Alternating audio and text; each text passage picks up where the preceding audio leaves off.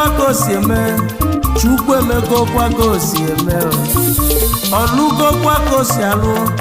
Chukwu alụgo kwa ka o si alụ ilili ọjọọ niile na-elo n'isi m nkata ọjọọ niile na-agba n'isi m ma Chukwu ke mụ kesiri m ike ụzọ ụkwụ m kwụsiri m ike ife niile valụrụ m n'ụwa nwanne m na ọ garaziri va o mego kwa ka o si eme na Chukwu alụgo kwa ka o si alụ osisi enela anya ọdịda n'ụwa n'okwurigokwanụ onye ma na ọ ga-eme onye ma n'ife ya dị mma ọtụmatụzi na mmebe sibeteka ndụ m dị n'aka Chukwu omego kwa ka o si eme Chukwu emego kwa ka o si eme ife na-ekwere omume n'okwego omume kwa ka o si alụ anyị yoyolu Chukwu n'ọzago ya kwa ka o si eme akwambelu Chukwu ka o ji kwa ka o si alụ n'ụwa onye dịka Chukwu mmadụ abụchile n'ụwa ife Chukwu kwuru ya eme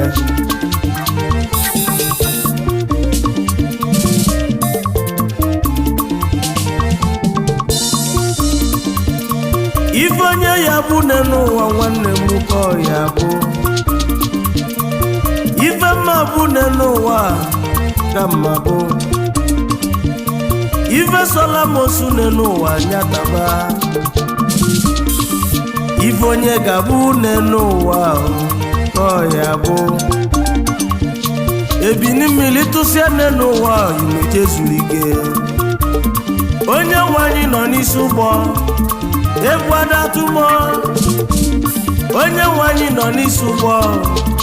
egwu adatụ anyị ọtụmatụzi na mmebe sibeteka onye ga-abụ n'ụwa ka ọ ga-abụ ife vanelolu m ife vanechelu m n'ụwa na ọ galọzi eji nwa agwụ achụ aja ịmalụ palenti machiene nwa agwụ ada awa n'afa ego m ụzọ na Mozambique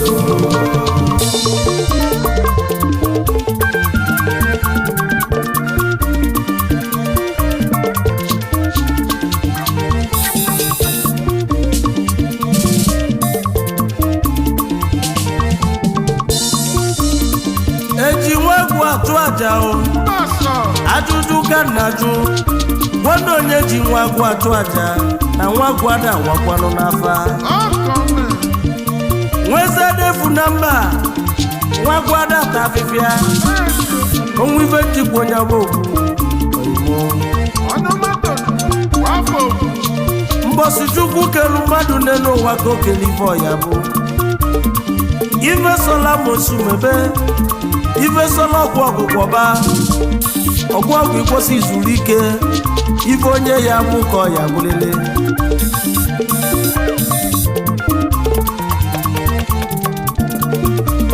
ife vanụlụ agazifa ife vachelu m agarazi ilile ọjọọ niile a na-elolu ọgwụ niile a na-agwọlụ mgbe nkata ọjọọ niile a na-aba n'isi ma Chukwu kelu m kesiri m ike egwu adatụ anyị onye nwe anyị nọ n'isi ụgbọ ego m ụzọ na Mozambique odogwu akịka uwe aka m akọnụ oji Chukwu bulu ụzọ ife ademiane n'ụwa Chief Collins Nwachiene ọgwọgwụ agwọsigo ọgịnị mezi mee ife onye ga-abụ n'ụwa ka ọ ga-abụ oji Chukwu bulu ụzọ n'ụwa ife vanechelu m n'ụwa na ọ galọzi Collins Nwachiene ịmalụ palenti machiene ego m ụzọ na Mozambique odogwu ego m ụzọ na Mozambique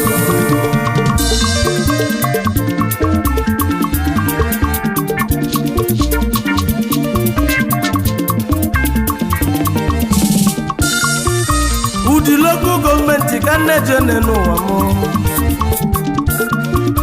ọbịa ụmụ amachala ka nnabatanụ onwere onye nchọgalụ jebe onye ka nchekwube jebe oyimo oji Chukwu bụrụ ụzọ n'ụdị Ojichukwu bụrụ ụzọ n'Obiọma Obiọma Mashala unu mụrụ nwa ka nwa onye ka na-ekwu maka ya Chief Collins Nwachiene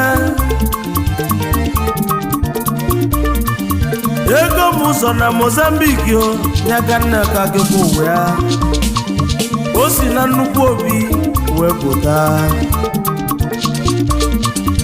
n'Umuchi family ka odogwu si pụta nne na nne m ụlọ ego m ụzọ va na-atụ egwu Chukwu ezinụlọ na-atụ egwu Chukwu ka o si wee pụtazịa akụkọ uwe ka mma kọnụ mbọsị nne m ụlọ odogwu nne n'ụwa ebe n'ebe ekwula ọmaba nne na nne m ụlọ nwa wee mụsịa nwanne n'ụwa nwanne m awekọliba nwa afa Akọnya Collins Nwachiene ịma na ikpe si n'afọ aga ọ bụ nwa chi ọ bụ nwa Chineke nwa Chukwu o kwere izu ekwere ọnwa ka m sịrị ya bụ nwa ndị amosu wee buru bata ewelu poizin wee nyomele nwa nne ego m ụzọ wee bebe akwa kwabalị o wee mọsịsọ bụrụ obele nwa wee tinye n'akpa si azụ ụlọ wee gbawalụ ebe ka ọ na-agbaga ụlọ nsọ Chukwu ka ọ na-agbaje o burula obele nwa wee gbalụjebe na 9 mile n'Enugu na Christ Ascension Church ebe a ka nne ya na-eje ụka oluo bata n'ụlọ ụka buru nwa ya wee debelu Chukwu nye na kwalili ya na-eme unu maka ọkụ nwa si arụ nne a wee bebele obele nwa ebele nne ego m ụzọ wee yọba Chukwu si ya n'imegide nwa m bunie na nwa m n'iyi arụrụ ya ọrụ na nwa m n'iyi ozi ka a na-ekwu ego m ụzọ wee mee ya anya ọnwụ wee jupụta ebe niile o jupụta n'eluigwe o jupụta n'ụwa ịmala egwu a na-agụ n'ụwa omegokwa ka o si eme Chukwu emegokwa ka o si eme Chukwu enyego nwa m ndụ tata ife onye ga-abụ n'ụwa ka ọ ga-abụ n'ụwa ebili mmiri tụsi jee Chineke eji nwa egwu atụ aja ego m ụzọ na Mozambique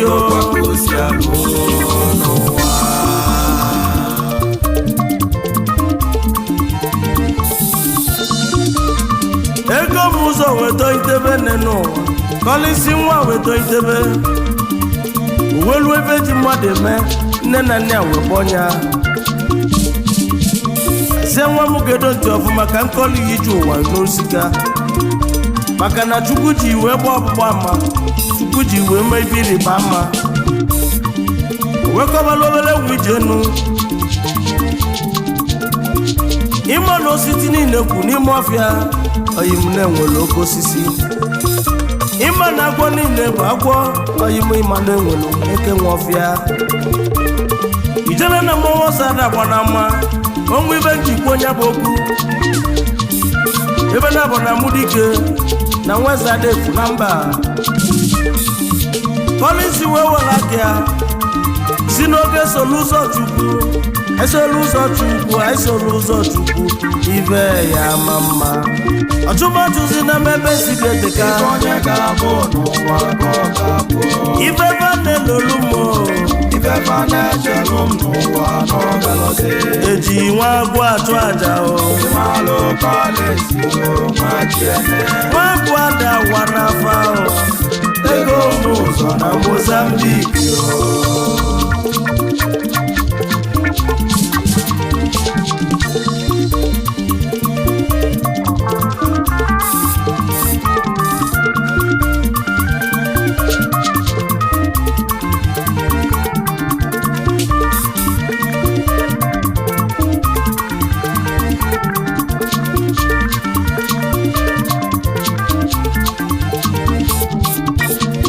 o wee were aka ya wee so n'ụzọ Chukwu n'ụwa. Obere nwa jesiri akwụkwọ n'ụwa. Collins Igbo primary school na community primary school Obioma. Ọgwụ secondary school n'ọkụ na anọ boys n'Enugu. Obere nwa wee gụsị akwụkwọ wee bịaba Ọnịcha do ọ chọba akara aka ya. O solu nwanne ya wee nọdụ n'Ogbunike. Ọ gbọrọ mbọ na building material mana nya bụ ụzọ gara aga. O mesi na chiata n'ọkụ na Enugu wesabaka wash ije n'ụwa egwe mmeta. Collins ịzụ phone accessories mana ụzọ gara aga nụ ọ chọgide akara aka wee na Lagos ruo na Sele Express ebe a ka ọ na-ele ọkịrịka ije nwoke o. Ego bụ ụzọ jekotonu je South Africa ebe ọ na-acha akara aka ya. Ọ safụ na họteelụ Legion Park họteelụ na South Africa. Oyime o mesi wee natakwa jebezie Mozambique o. Ruo Mozambique wee gbaba mbọ 4 years ka ọ nọ Mozambique. Musa gara aga ọsọ electronics ozugide ife agara o wee nata abakwa nata Igbo be anyị.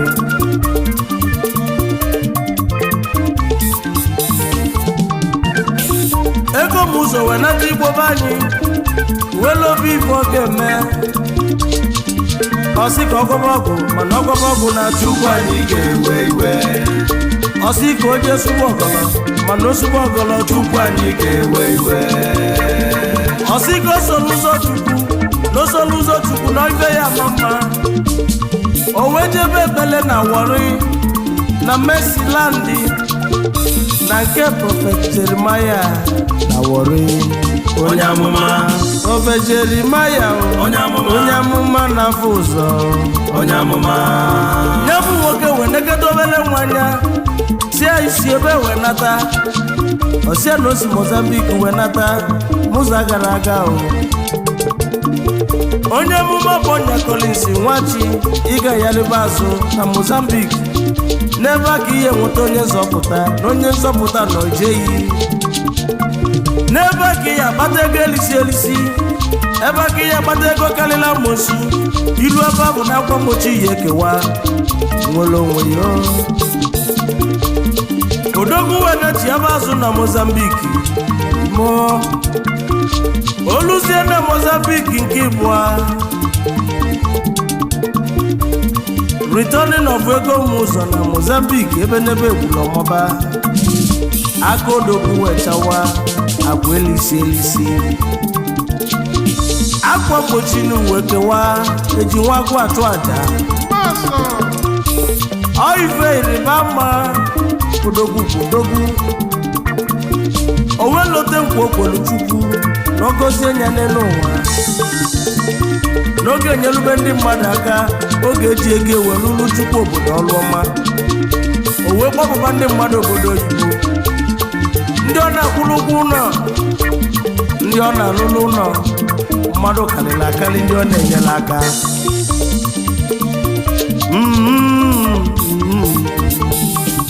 Ike agụgo ndị ilo n'ụwa. Ife onye ga-abụ n'ụwa ka ọ ga-abụ. Ego m ụzọ anachiataghị azụ. Ebe a na-echere m n'ụwa na ọ galọzi. Egwu atụ ugbo ndị ilo. Ịmalụ Collins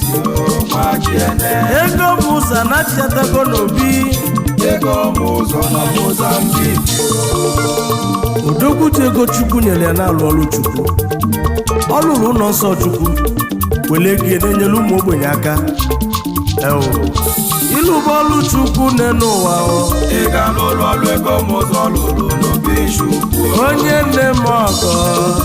ị ga-eme mụ ka ego m ụzọ na Mozambique. onye na-enyere ụmụ ogbenye aka. Ị ga-enyelu aka ego m ụzọ nyelu ụmụ ogbenye. Ọ bụ na ị na-alụ ọrụ obodo Ị ga-alụrụ ọrụ ego m ụzọ lụrụ ka njọ.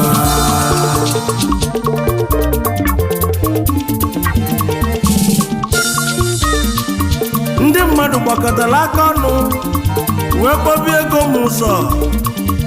onwe ife ji kpọbie ego m ụzọ oyimogedo ntị ọfụma maka na ndị ọzọ nwetasịrị ego onwere ndị ba ji enyela aka oluzie nke Collins Nwachiene owele enyelube ndị mmadụ aka owele enyelube ụmụnne aka owele ebidobere ndị mmadụ afịa Collins ji ego Chukwu nyere ya wele ewe na-alụ ọlụ Chukwu ịlụba ọlụ Chukwu n'elu ụwa onye nne m ọgọ onye na-enyelu ụmụ ogbenye aka ọ bụ na ị na-alụ ọrụ obodo ị ga-alụrụ ọrụ ego m ụzọ lụrụ ka njọ ego m ụzọ bụ onye ife Chukwu na-amasị o ji Chukwu wee buru ụzọ ego m ụzọ si mụ kenelia ụmụ nwanne ya maka ife nnasị ya n'ụwa nwanne m nwanne mana ụbọchị nke nwanne ozi ọya na Chief Jude Nwachiene day by day Chief Jude Nwachiene day by day onye ji building material wee malụ n'Igbo niile ị na Ogbunike ị na Asaba ị na Enugu ị na Abakaliki worldwide ezigbo mmadụ na ihe adị onye ọmatụ Chukwu okene iwu day by day Igbo ọkpala anyị ọma na-ekwu ngụbịa kene onye ọma ga-afụ mmanya onye ka Nwachiene onye ọma ekene yo anyị ọma na-ekwu ngụ na Mozambique onye ọma na-eyi adịle m anyị ekenezianụ onye ka Nwachiene anyị ọma na-ekwu ngụ 1 na Mozambique electronics dealer na Mozambique anyị ekene afọ m Nwachiene afọ m Ogboto onye mụ na ọ bụ ị na-run Legends Park Hotel na Rustonville afọ m Ogboto bụ ịnọgwu ya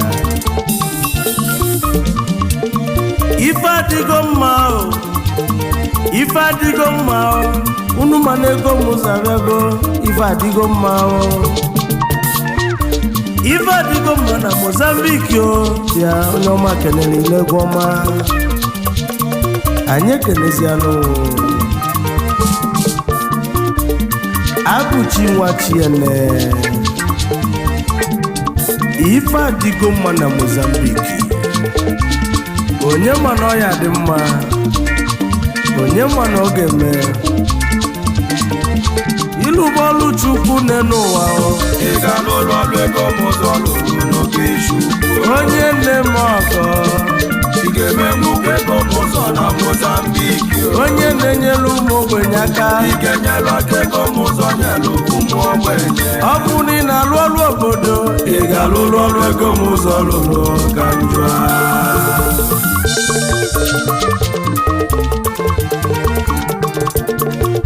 ego m ụzọ si mụ kenebe ụmụ nwanne ụmụ nwanyị ife adịgokwanụ mma Mrs. Uche Nwachiene onye ọma na-eji provision wee mali na Relief Market Ọnịcha ịnọkwa ya kedu maka Mrs. Chinasa Nwachiene onye ji kitchen equipment wee malụ na Abuja Amaka Nwachiene n'ọma na-ebi mma provision nke eji malụ ihe n'Enugu ejebesi ka alaeze anabasi ka alaeze unu ma na-ekene eze bụ igwe n'iyi adị anyị ekelebezi afọ mụrụ ọmụmụ ndị mụrụ nwa asị na ọ bụ otu dike nwụrụ odogwu anyị ekenezianụ nna mụrụ ego m ụzọ na Mozambique ọnọ n'enyi iji nwachiene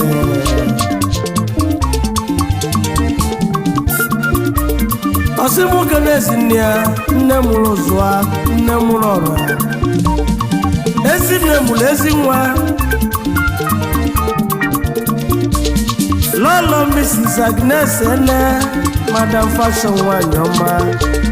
Madam Fashion Restaurant n'Enugu nwanyị na-egbu efi n'obi onomegene yo nwanyị na-egbu efi n'obi obiọma ezinne mụrụ ezi nwa onye ọma ekene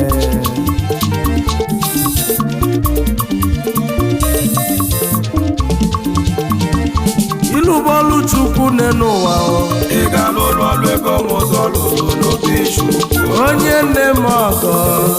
ị ga-eme mụgo ego m ụzọ na Mozambique onye na-enyere ụmụ ogbenye aka ị ga-enyelu aka ego m ụzọ nyelu ụmụ ogbenye ọ bụ na ị na-alụ ọrụ obodo ị ga-alụrụ ọlụ ego m ụzọ lụrụ ka njọ